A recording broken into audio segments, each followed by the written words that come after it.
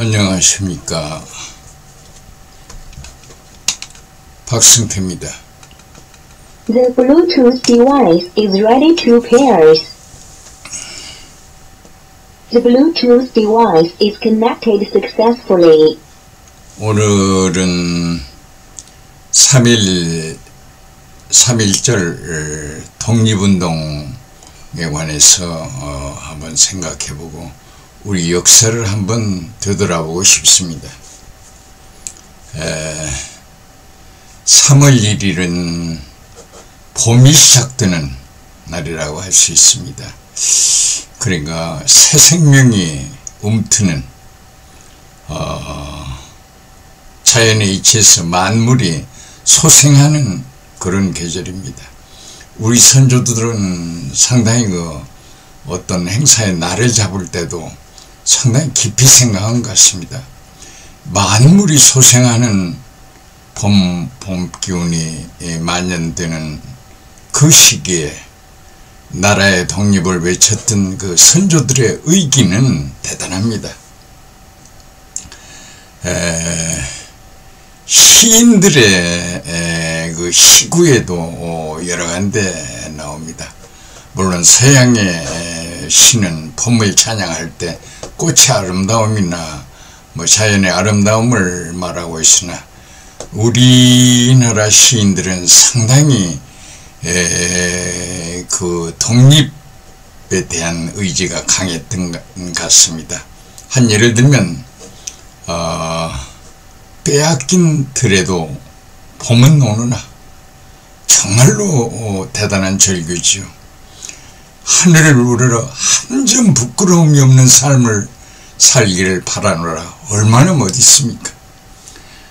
이러한 봄 소식과 함께 우리가 대한독립 만세를 외쳤던 당시의 선조들의 모습을 생각하면 대단합니다.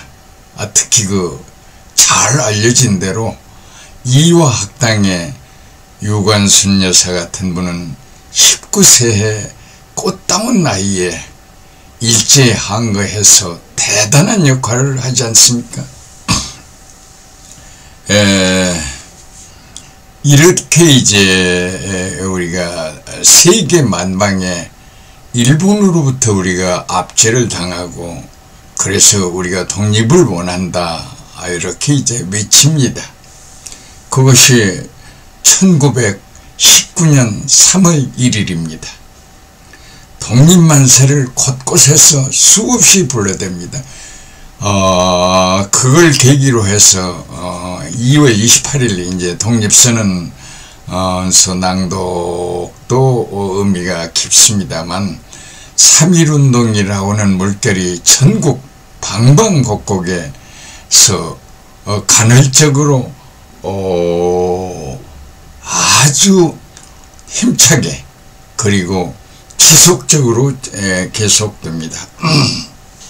정말로 빼앗긴 들에도 봄이 오는구나. 얼마나 절규였습니까?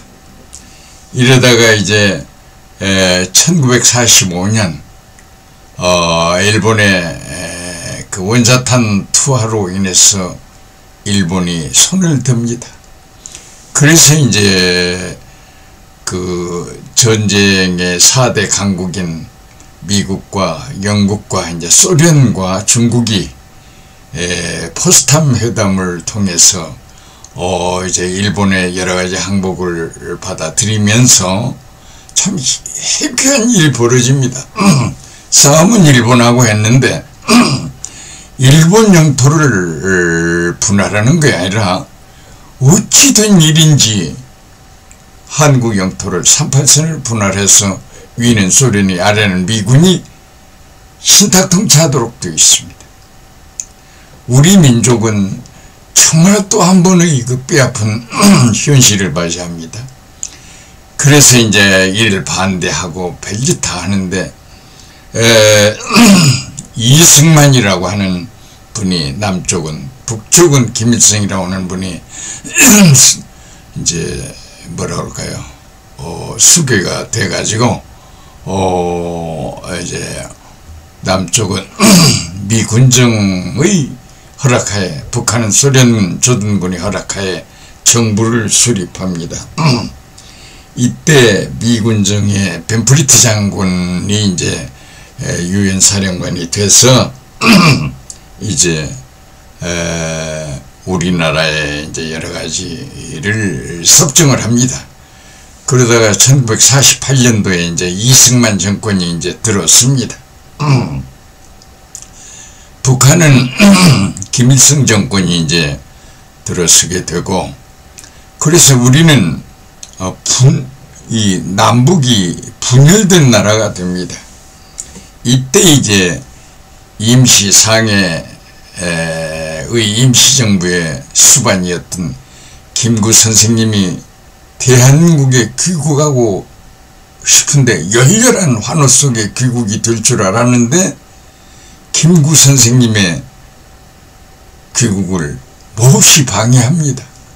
그래서 결국은 오지 못하고 개인 자격으로 인천항을 통해서 김구 씨가 한국에 입국을 하게 됩니다. 얼마나 애통한 일입니까? 그러니까 상당한 세월이 지나서 이제 해방되고도 상당한 세월이 지나서 개인 자격으로 독립운동을 그렇게 주관했던 분인데도, 그래서 이제 소위 그때서부터 상당한 여러 가지 이념적 경쟁이 일어나게 됩니다. 이승만 정권은 일본 잔재의 어떤 청산을 하지 못하고 공산주의자들의 어떤 대항과 저항에 직면해서 일본 시대의 경찰관 노릇을 했던 많은 사람을 재기용을 해서 공산주의자 색출이라는 미명으로 그들을 전부 다 우대를 합니다. 그 대표적인 것이 경상도의 그 노덕술이라고 하는 형사의, 아주 잔인했던 형사의 제명으로 인해서 국회가 떠들썩하고 노덕술을 처단해야 한다라고는 국회 법이 통과하는데 대통령 이승만이가 대노해가지고 일종의 거부권이죠. 거부권 행사를 합니다. 그러다가 이제 놀랍게도 북한은 아주 팔로군에, 중국의 그 팔로군의 정규군에서 가입했던 많은 사람들을 영입해가지고 대단한 인민군 군사 교육을 통해서 남침을 하게 됩니다. 그게 이제 유교 사변입니다. 김일성은 남북 통일이라는 미명하에 남쪽으로 이제 침범하게 됩니다. 그것이 1950년 6월 25일 새벽입니다. 그 일요일인데 이제, 그런데 이승만 정권에서는 서울 시민에게 염려하지 말라는 방송을 하면서 자기들은 살며시 한강 다리를 다 폭파시켜버리고 남쪽 대전을 통해서 대구를 통해서 부산으로 피난 행렬을 이어갑니다. 참 비참한 일이죠. 3년간의 전쟁이 지속됩니다. 그러다 1953년도에 유엔군과 결국은 북한군이 휴전을 협약합니다. 그래서 이제 이 3년간의 전쟁으로 인해서 한국은 초토화가 됐고, 그나마 가난했던 나라가 재기의 기회가 있으려나 할 만큼 비참한 현실을 맞게 됩니다. 우리 민족의 비극이 여기에서부터 시작합니다. 그런데 이제 그때 이제 유엔군이 16개국이 유엔의 호소하에 유엔군을 창설해가지고 그 유교 사변에 참전을 하게 됩니다. 그래서 이제 북한군과 대치하고 있는데, 이제 본래가 경상남도 일부만 공산군이 진격을 못하고 있는데 메가더 장군의 전술에 의해서 인천 상륙작전으로 인해서 인민군의 후방을 교란시킴으로써 대승하게 됩니다. 그래서 이제 유엔군이 점점 북진을 하게 되는데 그 당시에 3군으로 이루어져서 북진을 합니다. 미국을 주축으로 하는 제1군, 영국을 주축으로 하는 제2군, 한국군을 주축으로 하는 제3군. 그런데 그 제3군 사령관이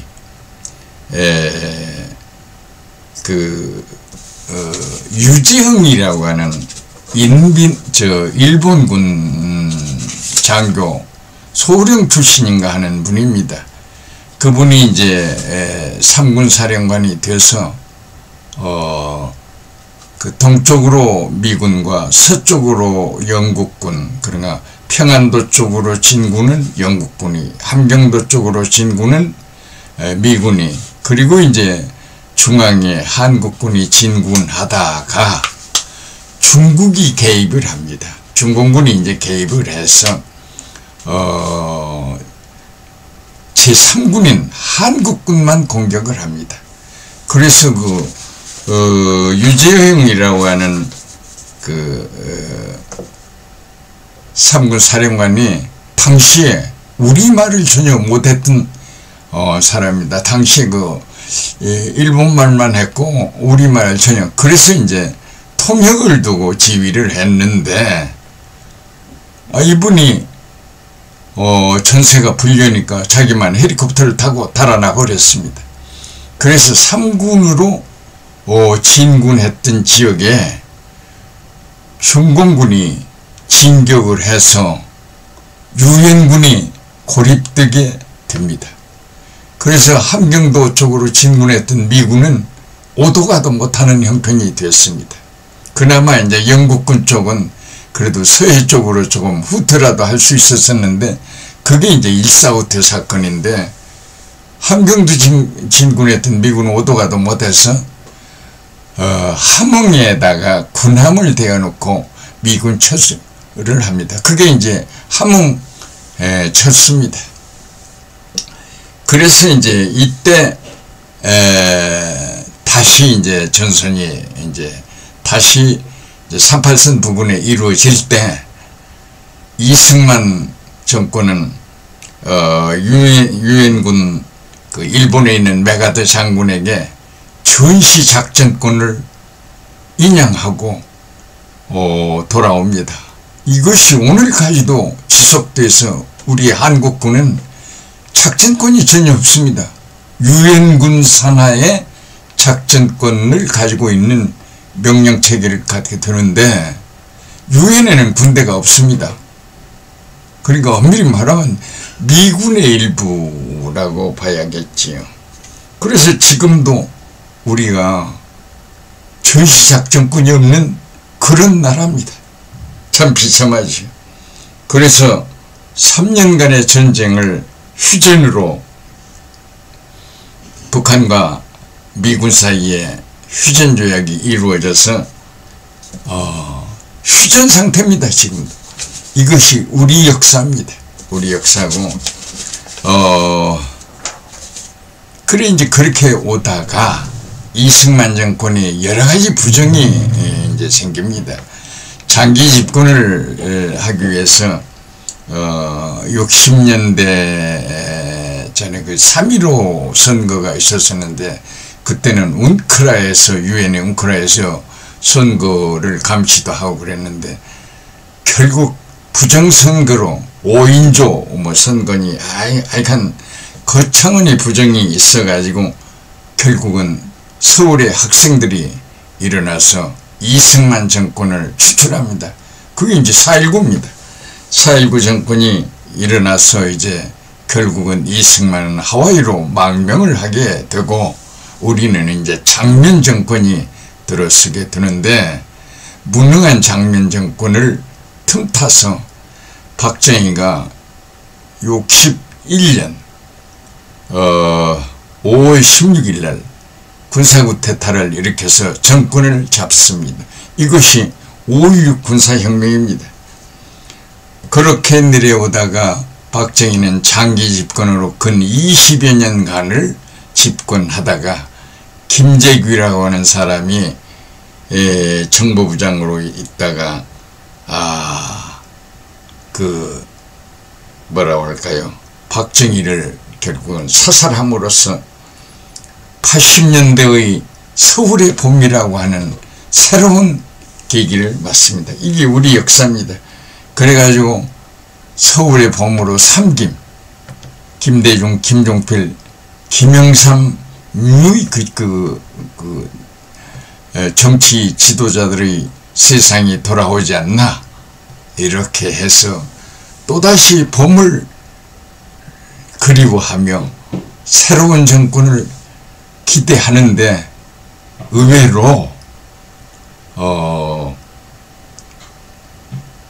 전두환 정권이 12.12 사태를 일으키면서 80년대 5월 18일 광주에서 양민을 학살하고 정권을 잡게 되는 비참한 역사를 갖게 됩니다.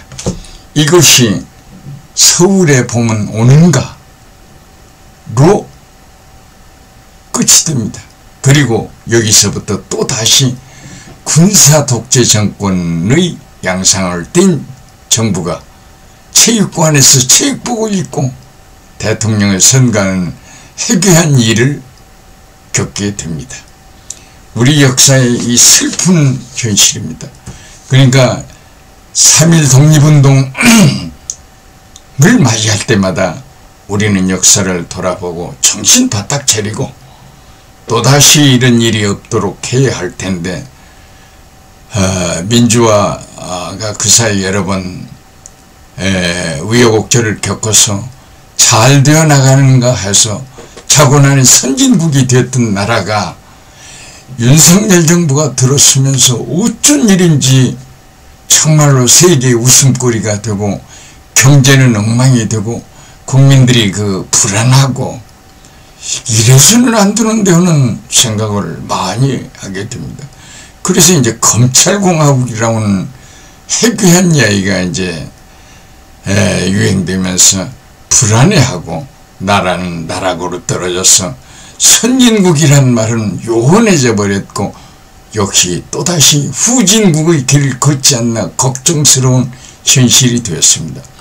금년 3월 1일 독립만세를 외치면서 대한독립만세가 아니라 대한민국 독립만세를 외쳐야 할 때가 되었습니다. 정말로 우리는 강한 민족입니다. 그런데 영국 같은 데서 우리를 굉장히 비아냥거리고 세계 선진국 중에 국가적인 소멸을 맞이하게 될 그게 대한민국일 거다. 물론 여기에는 인구 문제도 많이 문제가 되고 지금 일본 같은 데의 어떤 도시의 동공화라든지 노인 문제로 인해서 국가가 굉장히 시련을 겪는데 그나마 일본은 미국에 손잡고 굉장히 힘을 쓰려고 하는데 한국은 놀랍게도 일본 밑에 기어 들어가려고만 하는 참 진풍경이 이루어지는 역사입니다. 우리는 대한독립만세를 외칠 것이 아니라 대한민국 독립만세를 외쳐야 할 때가 아닌가 생각하면서 오늘 이야기를 끝이겠습니다. 감사합니다.